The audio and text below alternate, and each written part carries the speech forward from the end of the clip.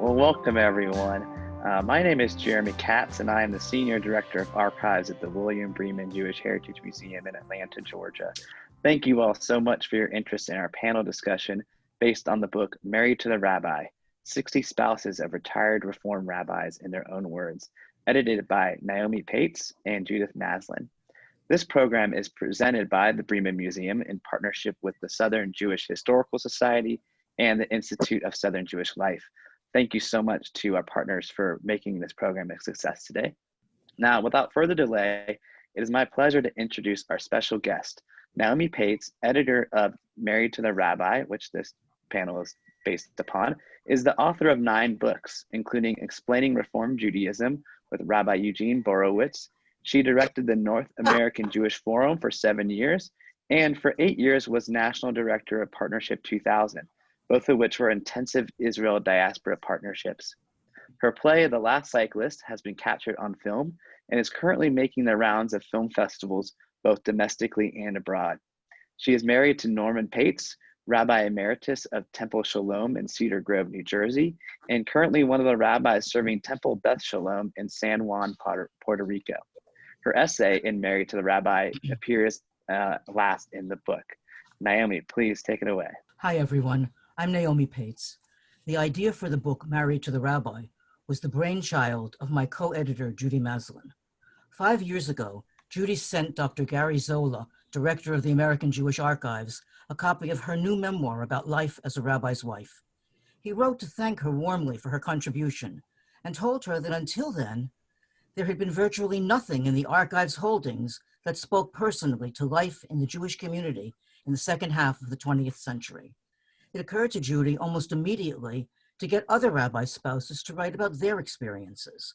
The years are passing, and it would be a shame for all of the first-hand information about this transitional era to be lost. The next morning, Judy ran the idea past her dear friend Pat Bloom, one of today's panelists. Pat agreed with both the imperative for and the opportunity of such a project and offered Judy her help.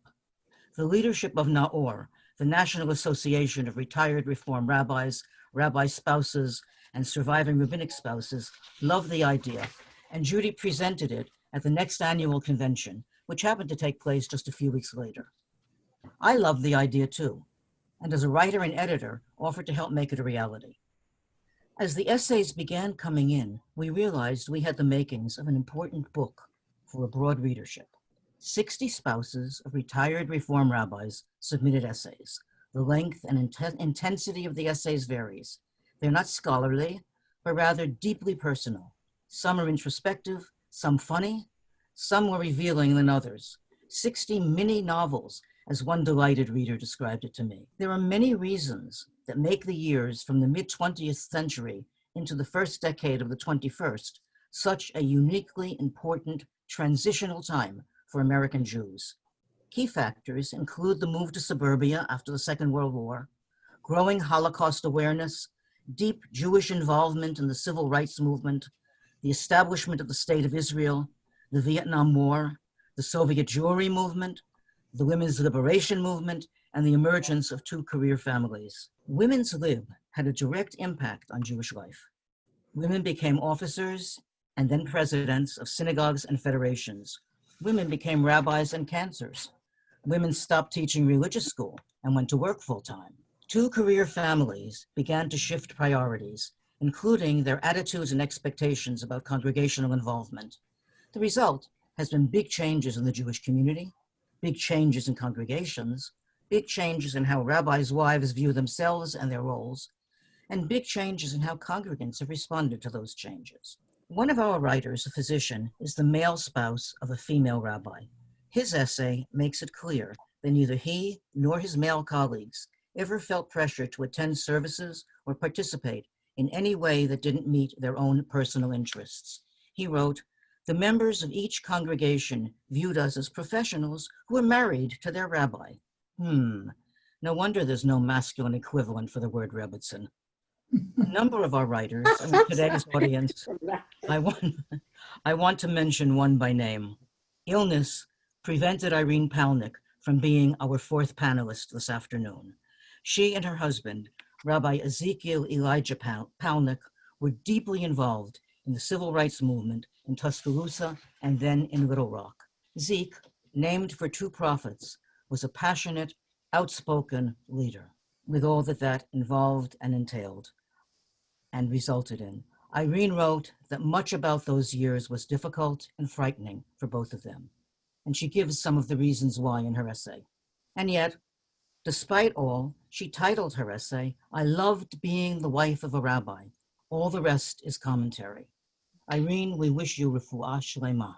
Karen Franklin, today's moderator, is Director of Family Research at the Leo Baeck Institute in New York. She has a long list of impressive titles and accomplishments. Karen and her husband, Rabbi Stephen Franklin, moved to New York in 1979 when he became rabbi of Riverdale Temple in the Bronx, and they have remained there ever since his retirement. I love the title of her essay. She never comes to services, and she always sits in the back.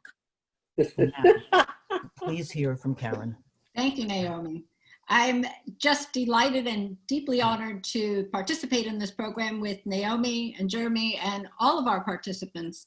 We're going to begin now with questions to each of the panelists and then a discussion among them. We pose some of the questions you will have asked in the chat and conclude with remarks from Jeremy. The experiences that you hear about today span 75 years. That is the birth years of the panelists, and yours truly are approximately 65, 75, 85, and 95. I was going to begin by telling you to make sure that you understand that I am the youngest one. I was so fair. reminded by Jeremy that he does have us all beat by at least 30 years. So Pat Bloom met her husband, Rabbi Irving Bloom, while he was enrolled in Rabbinical College in Cincinnati, her hometown. They spent years of his rabbinate in Mobile, where in addition to serving as Rebbetzin, Pat volunteered for Women in Community Service and served as a board member for the League of Women Voters, the first women's organization to invite Black women to become members. Later in Dayton, Pat was for many years the director of Temple Israel's impressive choir. She currently lives in Atlanta, where she and Irv moved after retirement. Sadly, Irv died several months ago. Zecher Tzadik Livracha. May his memory be for blessing. Jeanne Danziger, a daughter and sister of refugees from Nazi Europe, moved to Memphis when she was in high school. And while in college, she met and married the then newly ordained assistant to Temple Israel, Rabbi Harry Danziger. Harry later became senior rabbi in Memphis, and they have lived there virtually all their married lives. Jeanne is an educator with masters in history and has been involved in a broad variety of professional and volunteer coalitions to address critical community needs. Janice Rothschild Blumberg is definitely Atlanta's own. A truly remarkable woman of great achievement in her own right, she was married from 1946 until his death to Rabbi Jacob Rothschild, rabbi of the Temple. Janice has been honored many times over the years for her incredible contributions to the life of her congregation and community, and for her support for Soviet Jewry, Israel, and civil rights in our country, among other things. So Pat, you spoke about your Mobile experiences as having the greatest impact in yours and Irving's rabbinic career. Could you describe that period and what the congregation was like at that time? When we moved to Mobile in 1960, I'd never lived in the South. I knew nothing of the South. I felt that I was a stranger in a strange land. We were welcomed by people who were gracious, warm, lovely, embracing. Could not have been nicer in any conceivable way. Yet at the same time, there was a dark, dark underbelly in the city. Mobile was covered by a heavy blanket of segregation everywhere. I had two big emotions. One was I was angry at all the segregation and all the mistreatment of Black people. And number two, I was very scared because although we were never troubled by any particular amount of violence, The threat of it hung over us and could have happened at any point. It was a lovely place to be. We were happy. We made friends there, and some of those people are still my friends to this day. Emotionally, Mobile is my home. Why? Because there, more than any other place in our lives, we felt we accomplished something. We did something. We made the world a little tiny bit better, this much only, but it made a difference. That's what. How did you make a difference? What were the ways you engendered that difference? Okay, two things. One was the League of Women Voters, which you don't think there's anything remarkable about this, but there really is. First of all, the League of Women Voters was thought of in the middle 1960s as being slightly pink, if not downright red, because they supported belonging to the United Nations. I mean, how red is that? Anyhow, pretty red. Okay. The thing was that the League, which was a small number of women, 25 women maybe, met in the members' homes. And before the meeting, we came in, we had coffee, we had tea, we had lovely little pastries, and we had social time before we went into another room to sit down and talk about the business of the meeting. Bringing a Black woman into the home of affluent, socially prominent Southerners in the middle 1960s was a big deal, and we were the first to do it. And nothing happened. It went smoothly. The woman chosen to be invited was carefully chosen, very poised, very sophisticated. We knew that she could handle it, and she did. And it was all wonderful, and everything was uneventful. And the end of the story is that nothing happened. And then other organizations began to open up. United Church Women, which wanted the Jewish women to participate with them, and they created a sort of like, I don't know what they called it, advisory committee or some such, to bring in the Jewish women to be part of this, and that was the next thing. And the door had been opened, and then it could be opened a little more, and a little more, and a little more. The other thing was WICS, Women in Community Service, a federally chartered and funded agency which was supposed to recruit girls who wanted to join the Job Corps, bring them in, process them, help them fill out their paperwork and such, which we did, and it was a boon to the city of Mobile because all of those girls came out of there with the ability to earn a living, to have a job. They knew how to do something that someone would pay them for. More important for us was that the National Council of Negro Women, the National Council of Jewish Women, the National Council of Catholic Women, and the Black community sat down together. That was the accomplishment. That was the thing that made it. Bringing all these women together just to sit down together, just to talk, just to get to know one another. It was not only was it life-changing for me, it was life-changing for Mobile. And so fast forward to the results, or to one of the things that happened as a result of your work together. You spoke to us about an experience you had as the only white woman at a funeral for a Black a slain civil rights leader. Would you talk a little bit about that? A memorial service for the Reverend James Reeb, R-E-E-B, who was slain. He came to the South. I don't remember whether it was a march. It could have been a march. It could have been voter registration. It could have been a sit-in. I'm not exactly sure what brought him, but he came and he never went home because he was dead. The Black community of Mobile decided to have a memorial service, which they did with a packed church. I was the only white woman there. I made up my mind I was going to go to support my husband and also to make my own statement simply by showing up. Irving was there, A Protestant minister was there. The mayor was there. I think that was all. There may have been one other white person on the panel, I'm not sure, but that was it. Irving gave a Bible reading, which I am sure was from Isaiah, Micah. You all know what kind of verses he would have chosen. And then he spoke. And when he got going, some of the congregation, as they customarily do, would, yeah, brother, tell it to his brother. And he really sort of got into it.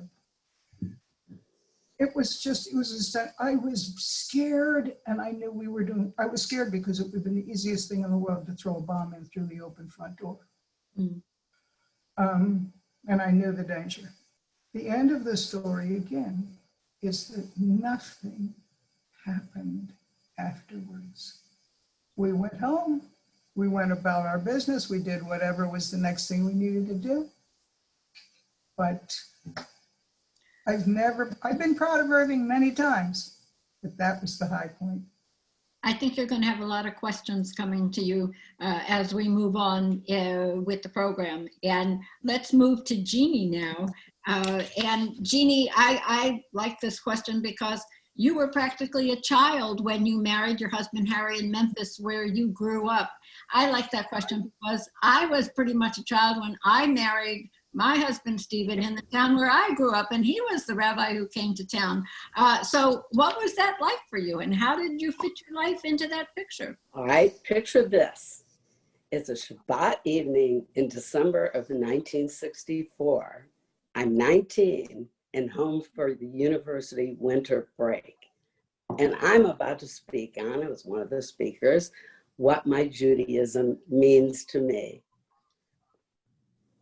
A former senior Nifty South advisor was also on the Bema with us. And he said to me quietly before the service started, I'm going to introduce you to the new assistant rabbi, Rabbi Danziger. I think you two might like each other. Wonderful. Well, little did he know that after services, that new assistant rabbi and I were already going out for coffee. 6 weeks later, we agreed that that wise advisor was indeed on track and became engaged. After leaving for second semester, I heard that a friend said, "What do you mean she's engaged? I just doubled with her." And I also asked Harry to give me a picture of himself so that before he visited, I would remember what he looked like. Okay. Now it's fall of 65. We've moved ahead a little, and I'm 20. I'm married, and we're out for coffee again with friends this time. And a woman approaches our table and says to me that she suggests I should speak to the temple kitchen staff because the coffee at the Oneg has been terribly bitter lately. I stopped a minute. I did eventually say something non-committal, but I thought being married to the rabbi was like being married to any other profession, a person in any other profession. Okay, did I have expectations, or did other people have expectations as me as a Rebbetzin? Maybe, but according to me, ignorance is bliss. Never heard them, never felt them. Not even from my senior rabbi's wife, Helen Wax, who said she would never do that because her senior Rebbetzin had imposed restrictions on her. Or I only knew that I liked being surrounded by community and a community that was warm. So I added my warmth, and I never had any reason to think anything but good.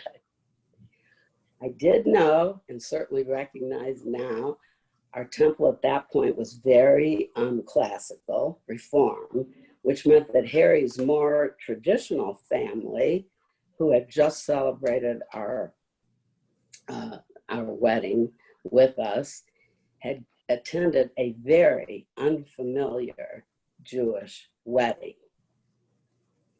There was no chuppah, no kippot, and no breaking of the glass on the Bema. Harry finally was able to arrange us that we could break the glass, but in another room, off the Bema. However, Temple was very socially progressive at that time. Rabbi Wax, Harry's senior, and it had been working with a group all along, including the editor of the newspaper, Frank Aldrin, the Commercial Appeal, and they'd been very instrumental in already integrating the parks, the zoos, and of course the Public Accommodations Act had taken care of restaurants being integrated. So Memphis was really on its way in a very peaceful, forward-looking thing, in a way, because things were established and integrated and never reported on in the paper until it was a fait accompli. It would take the 1968 sanitation strike and that graphic sign, "I am a man," to reveal the searing labor and salary inequities of the poor in Memphis, mostly African-American and around the South. 50 years later, at a reenactment of the clergy walk to the mayor's office, it was only then Harry spoke as a still active person, not the young Turk he had been then, but still active in the community. And we heard heartbreaking memories that brought us all to tears, really, by the son of one of those sanitation workers. Well, being on a college campus and having come from being on a college campus as a resident, I was also certainly into questioning and protest. Vietnam War protests were raging, and I happily followed two Temple members, Myra Dreyfus and Selma Lewis, who are leaders in the community, general community as well, and founded the Fund for Needy School Children to innocently provide shoes and then other necessities to children without. I took up walking door to door in economically depressed areas. It was a no-brainer for me, with a love for education, to enroll preschoolers in Head Start, part of the war on poverty. After a less than gentle arm twisting, I also got involved in Jewish cultural stuff too, because while taking 18 hours a semester, I became a co-program chair of Brandeis Women of Memphis, which was very active at that time. As time goes by, you'll see that my volunteerism then turned into a career as a result of that sanitation strike and the horrifying Martin Luther King assassination that followed. It was to set Memphis back a long way in its own eyes and the eyes of the country.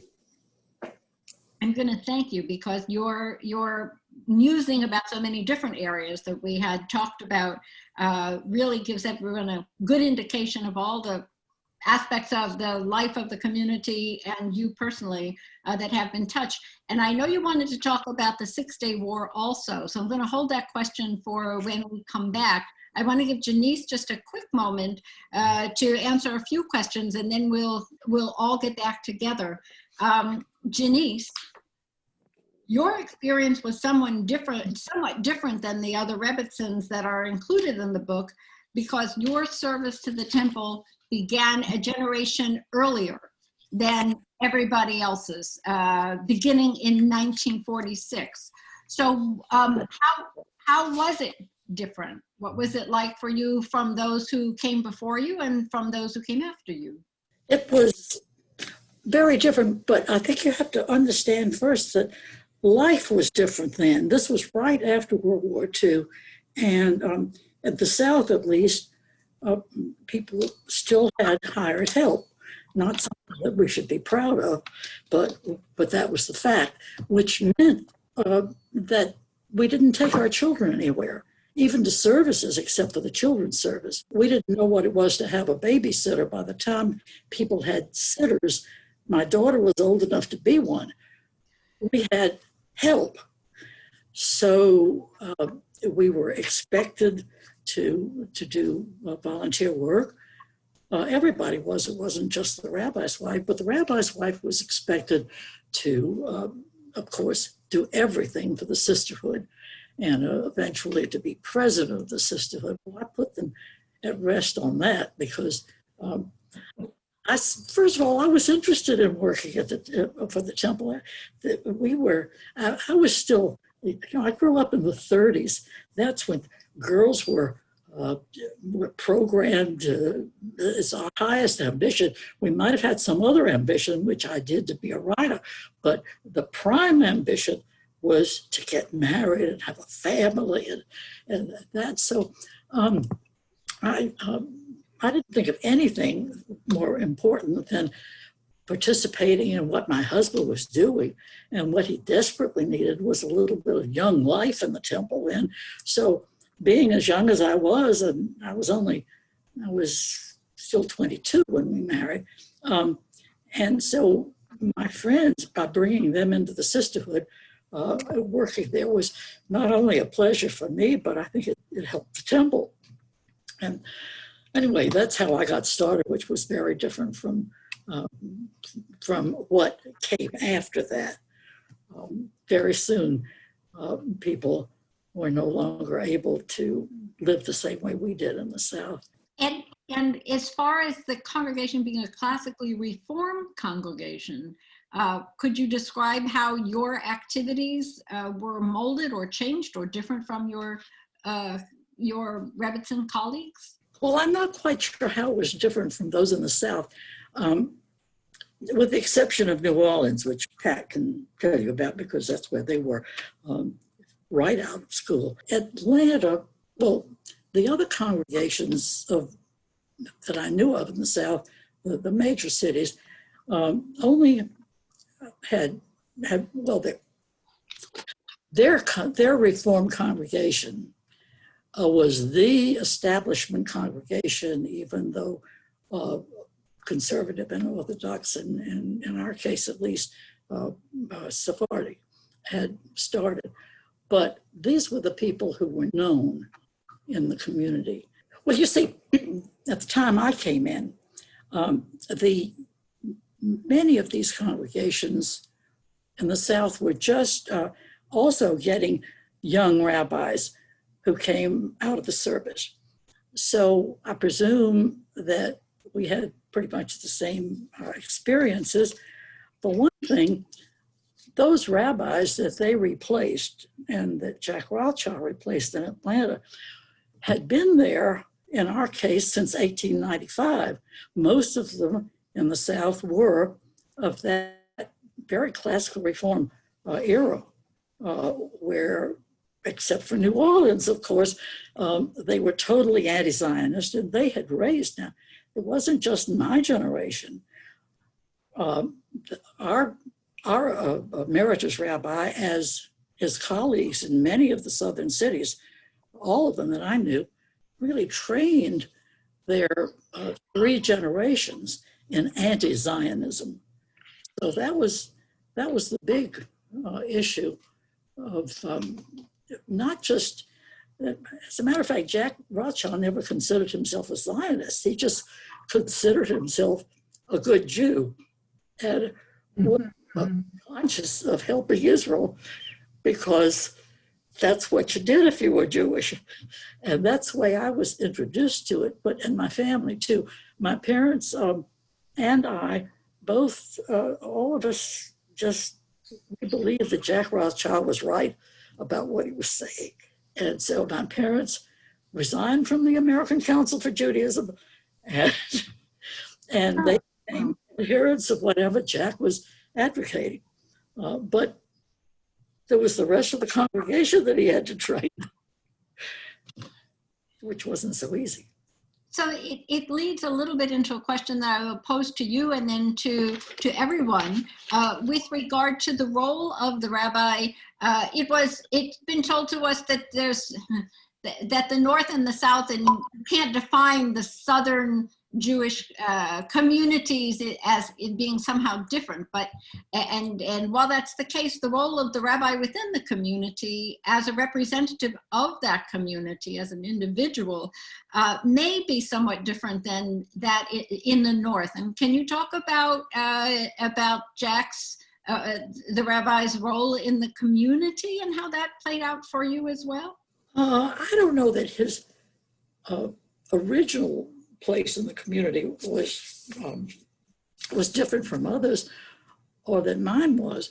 One thing about, he became such an advocate for civil rights that it was very different in those days, but we're talking the early days, which was very different.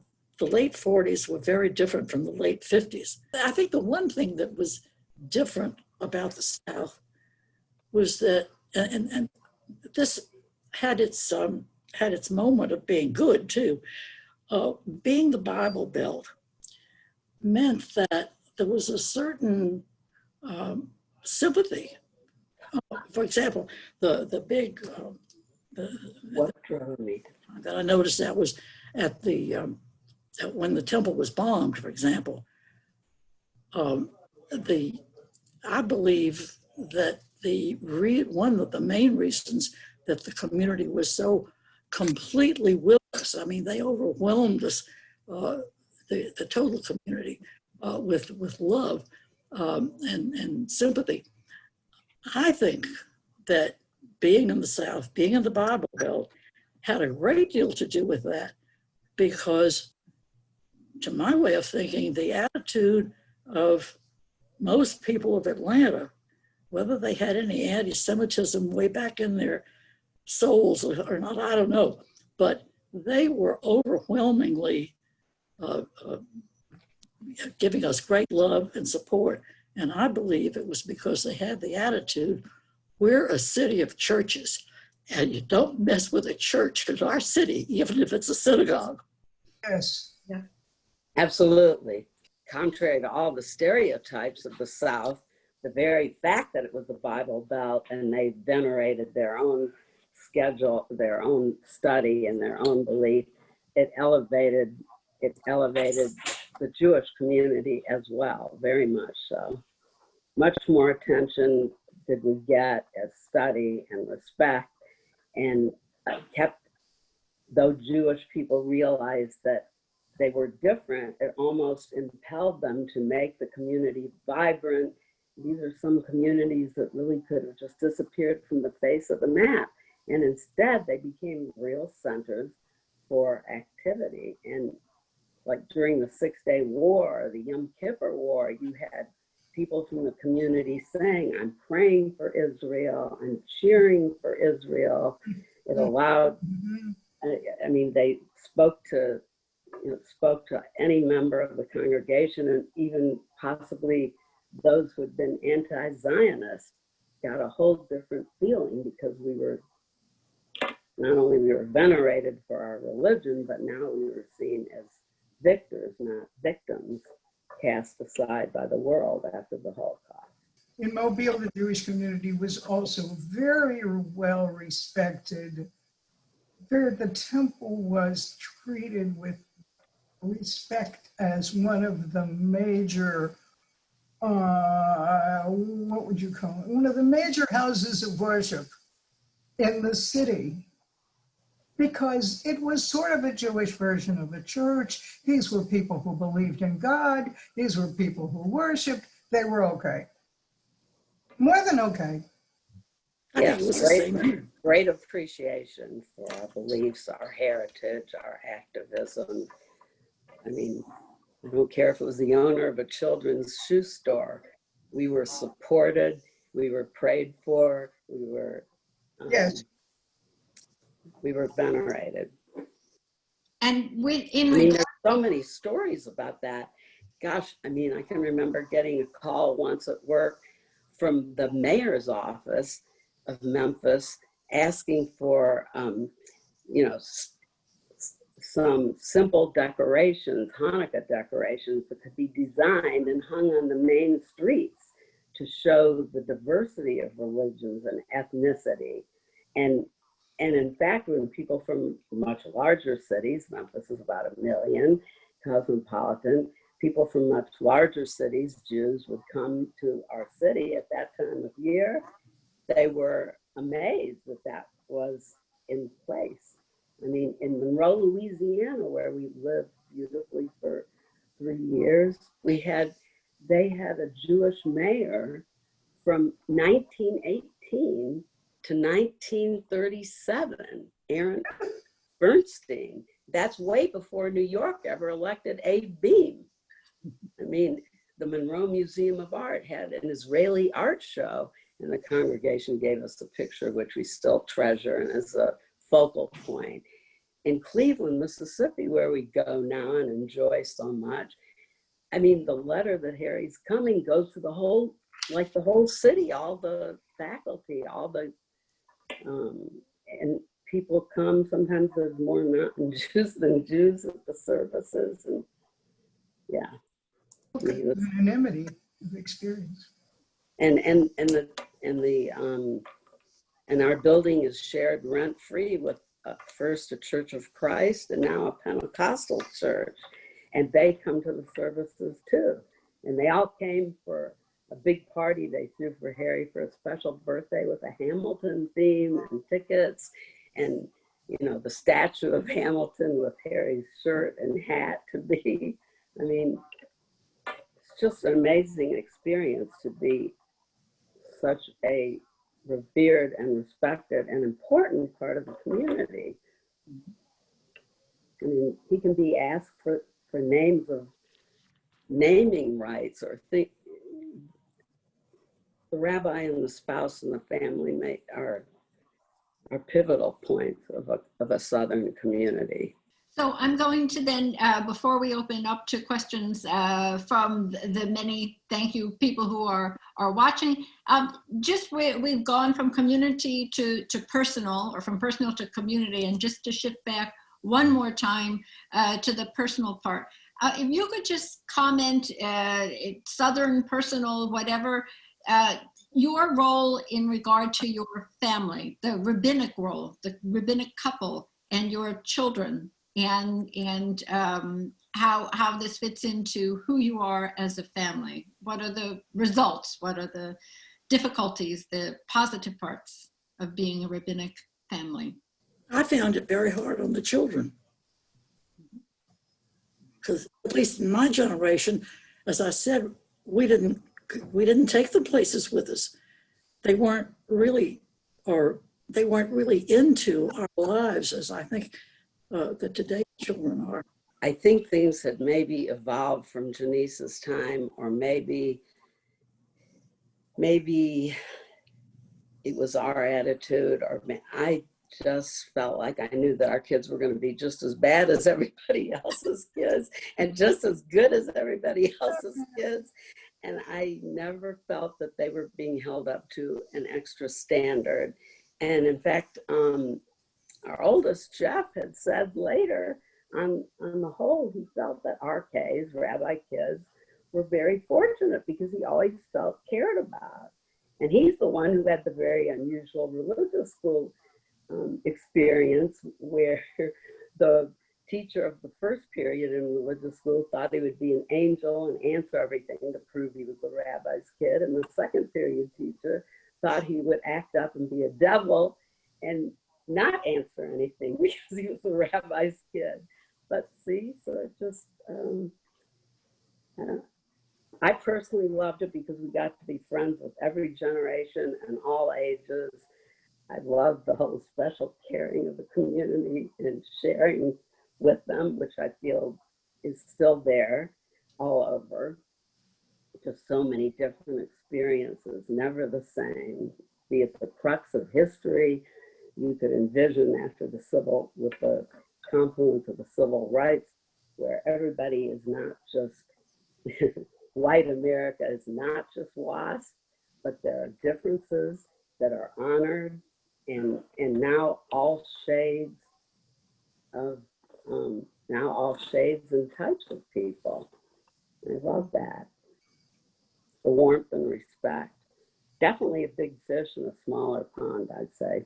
I want to speak to what Jeannie just said, because both of us felt very strongly about not making our children examples, that we were only going to require them to do whatever the other children in the Sunday school would require to do.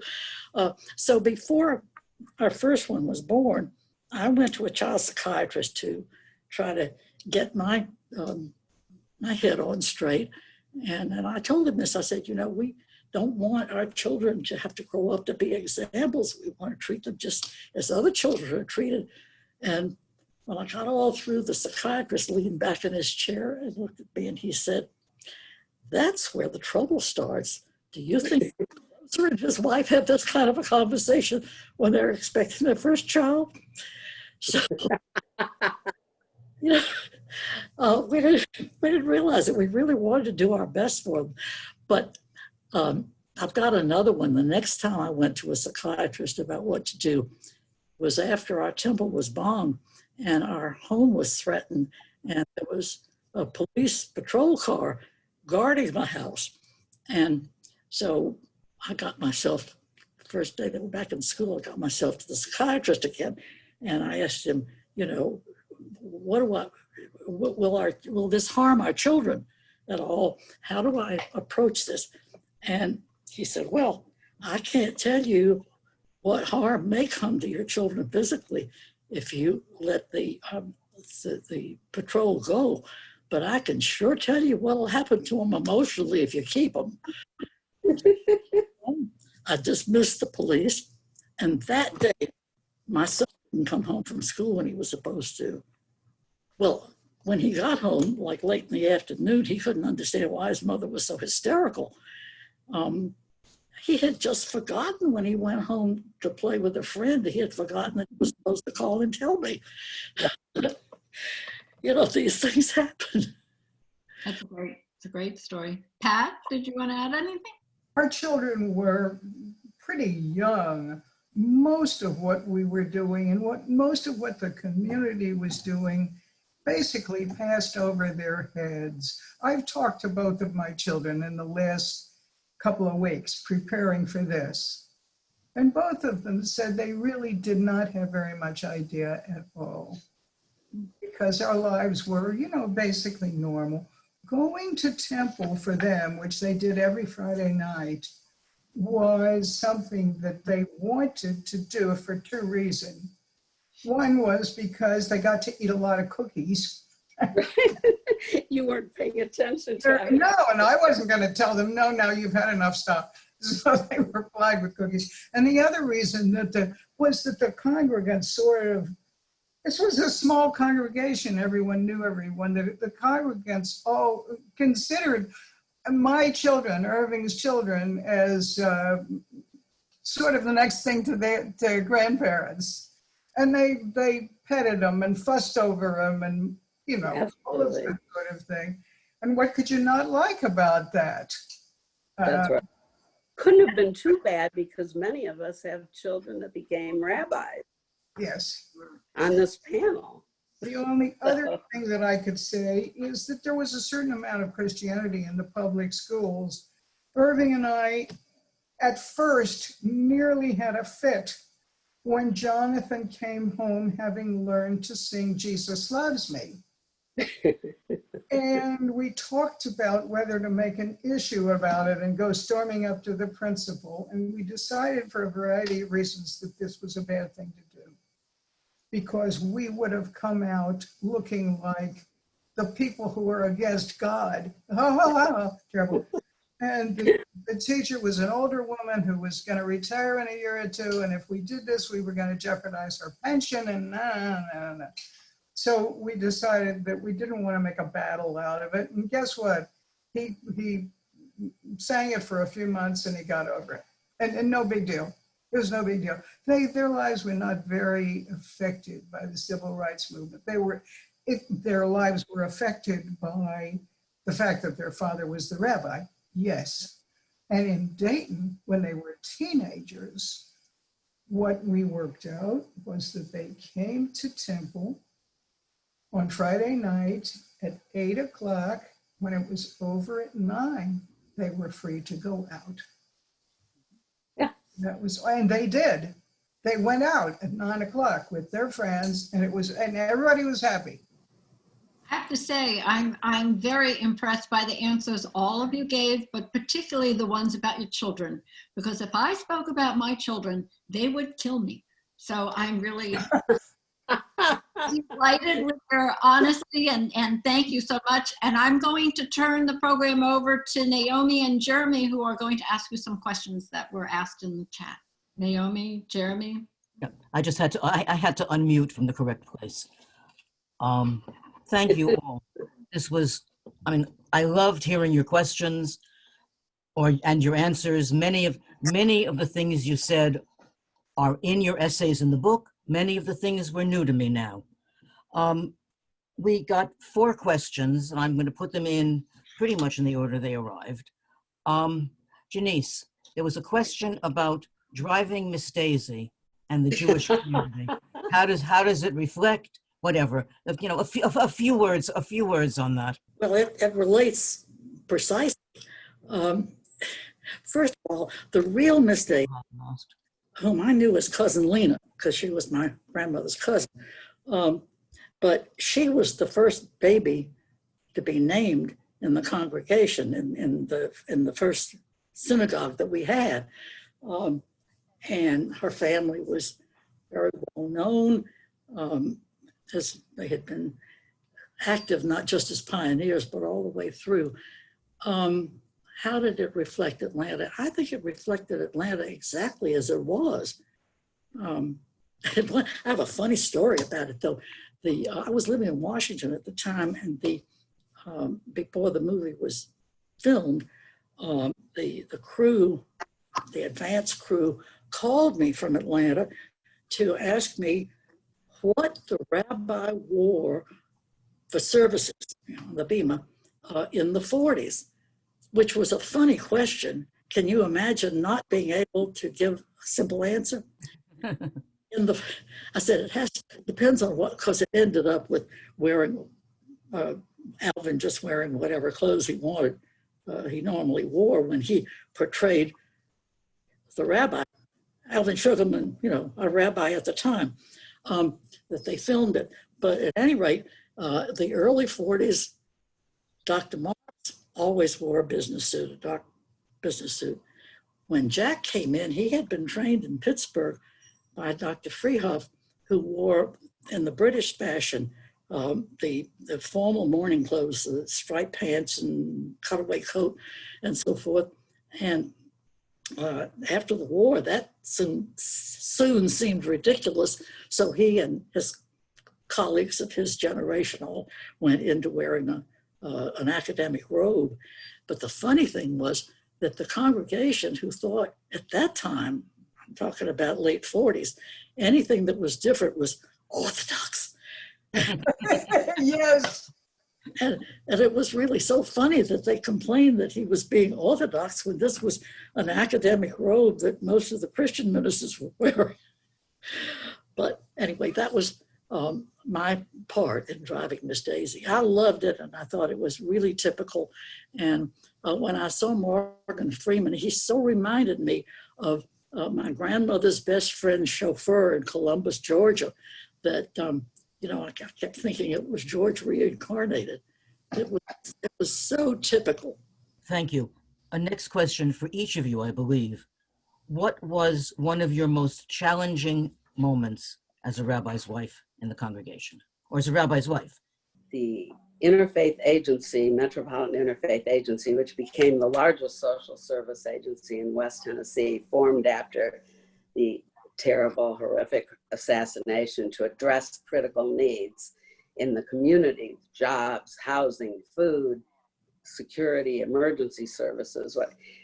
I held 2 jobs there, director of a job bank and marketing manager of the Memphis Food Bank. I actually at times had to speak up because a program of mine was up for a big national award by the Sara Lee Corporation, and we were discussing where to have a big celebratory dinner featuring some of the people hosted who had gained independence through the jobs we helped them get. And wonderful people. It just shows how some wonderful people can still be unaware they were going to host the dinner at the Memphis Country Club, which at that time, I had to remind them, it did not admit Jews or Blacks for membership. So I had to, a little touchy to be able to say to people who were wonderful, but still less aware than they should have been.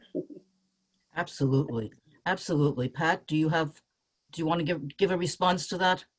I will, but my answer does not relate to a specific time or a specific incident.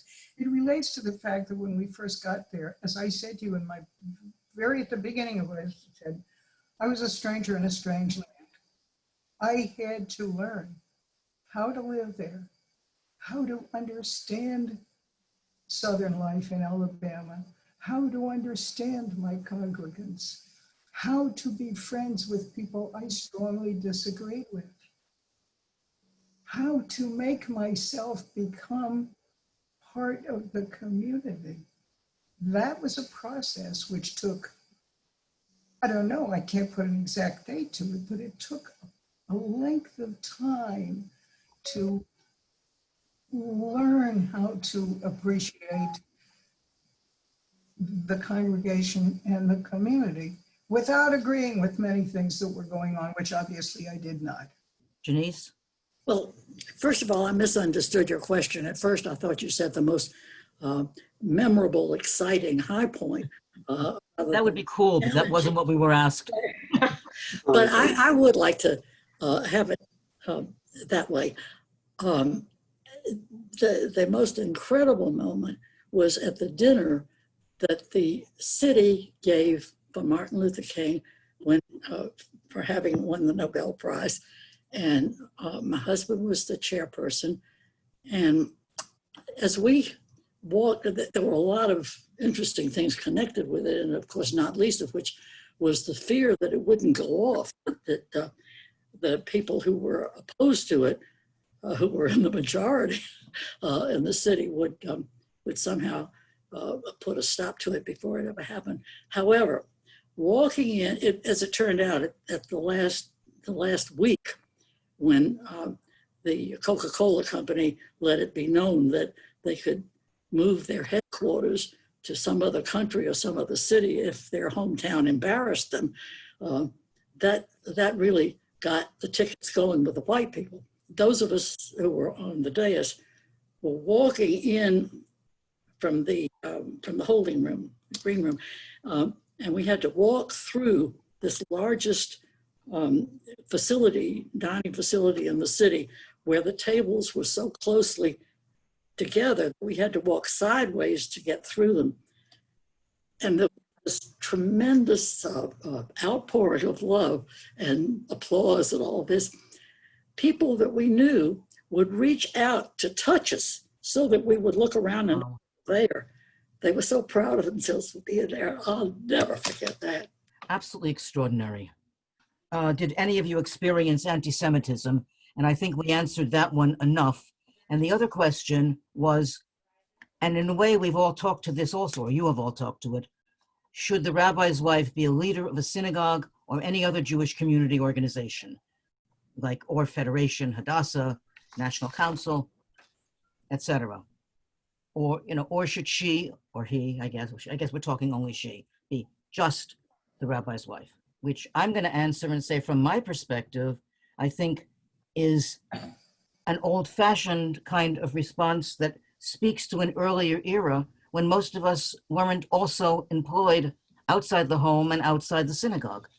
That the synagogue really served a remarkable function for a long time for women in an era before most women went out to work full-time, where they could, they were basically professionals doing volunteer work or doing volunteer work on a professional basis in the synagogue. But I think that allows you to use all your creativity, ingenuity, to, grow something wonderful. I Absolutely. was the first rabbi's spouse of the temple in Memphis, anyway, to work out of the home for pay. But, we're all still involved in other volunteer things. And if our talents and our interests take us to those places, sure, why not? If we're asked. I mean, we have a lot of gratitude and a lot of faith in our own Judaism, in tzedek, in justice, and the repair of the world, tikkun olam. If your heart takes you there to do something worthwhile other than in the synagogue, absolutely you should be involved. Why not? You've been sought after. I don't think it's even a question anymore.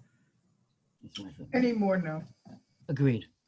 We experienced zero anti-Semitism in Mobile. We did experience a little anti-Semitism in Dayton, Ohio.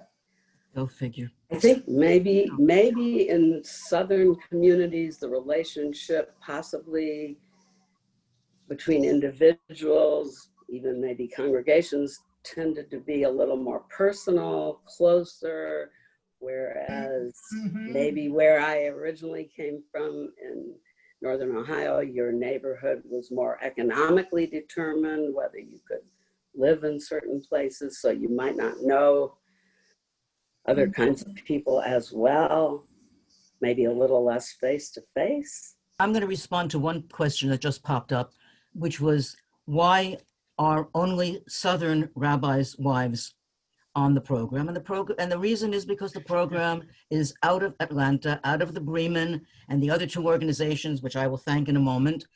And we would love to have other programs in other parts of the country using other spouses of rabbis who are part of, who wrote chapters for the book. I want to thank Karen and our panelists for sharing their thoughts and experiences with you. I hope that hearing them gave you a taste of the riches of the essays in Married to the Rabbi. A lot of what they said is not in the book, but a lot of what they said is as well and goes together. The best way to order the book is to go online to Married to the Rabbi on Amazon.com. We hope you will read it, love it, recommend it to family and friends, and if you are so moved, give it a 5-star review on Amazon.com. Since the book was published, we've received more than a dozen additional essays from women newly motivated, rabbis' wives newly motivated to write about their own lives as a Reformed Rebbetzin. These have all been sent to the archives, the American Jewish Archives, to include with our collection. Judy, Maslin, and I, indeed all of our writers, are very proud of what we have accomplished and thank Dr. Zola for inspiring it. Thank you to Jeremy Katz, thank you to the Bremen Museum, the Southern Jewish Historical Society, and the Goldring Waldenberg Institute of Southern Jewish Life for enabling the program to happen. And thank you for being an attentive and appreciative audience. I see many comments which I will share with Jeremy and I will share with the panelists. I think they were all very complimentary and positive. Please stay safe and well, Shana Tova, and don't forget to vote.